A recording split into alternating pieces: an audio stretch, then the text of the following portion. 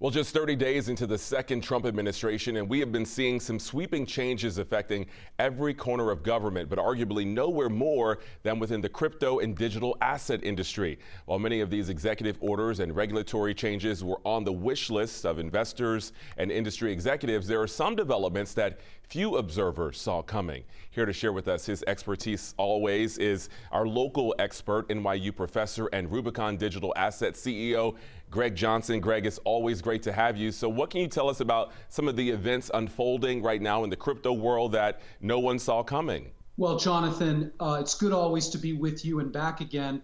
And I have to say the year of everything, everywhere, all at once in crypto and digital just continues to march ahead. And I think very few people had on their bingo card for 2025 what I'm about to break down for you and the viewers at this moment. One of the major things that nobody really saw coming is something that really borrows from the MicroStrategy and Tesla effect. Now, something we've been bringing to your viewers over the past year.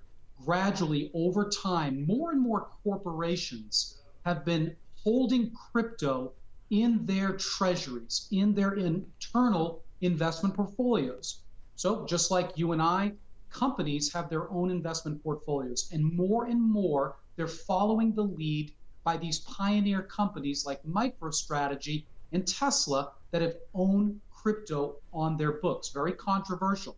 Well, I never saw this one coming, but back about 7 months ago, we first started to hear floated around in a Trump administration that there might be something called the U.S. Bitcoin Strategic Reserve.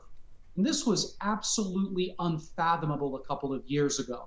And right now in Washington, D.C., there is no hotter topic. It's getting serious mileage, support by some of the most tenured and respected politicians in Congress. Yes, I know that might sound like an oxymoron, but the reality is it's got an incredible traction.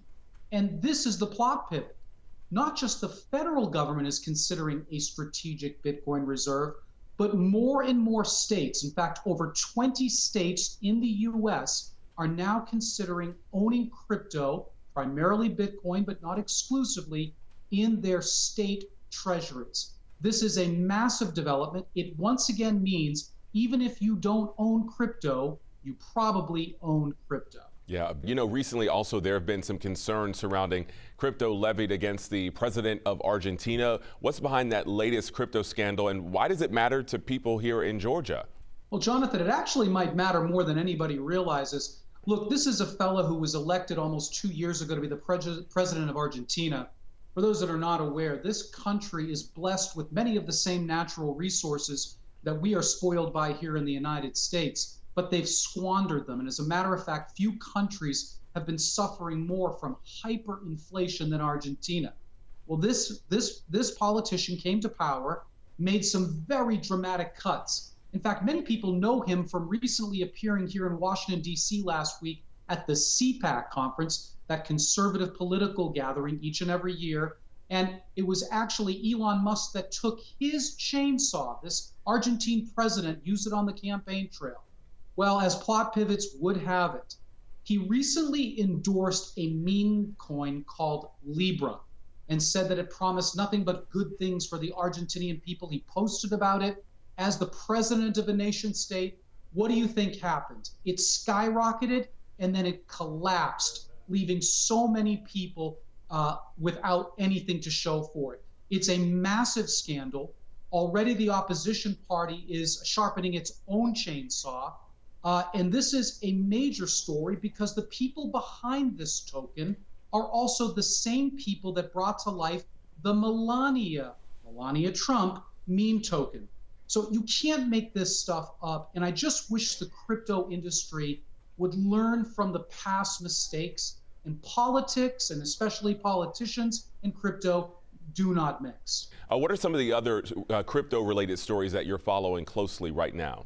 It's amazing that in this segment, the thing that I'm about to share with you is actually at the bottom of the segment.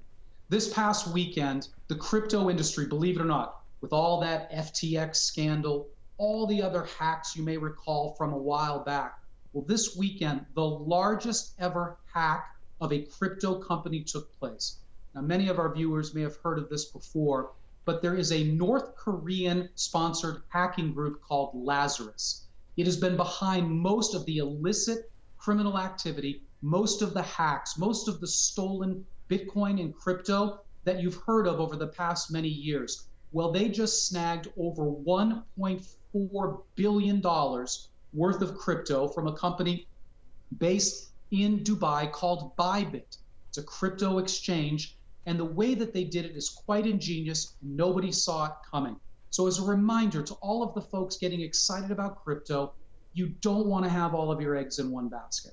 The second thing that was going on that you may have missed with all of these headlines is in Washington, D.C., there was a very enlightening hearing that took place on Capitol Hill. And this congressional hearing was trying to learn about something that has been called Choke Point 2.0.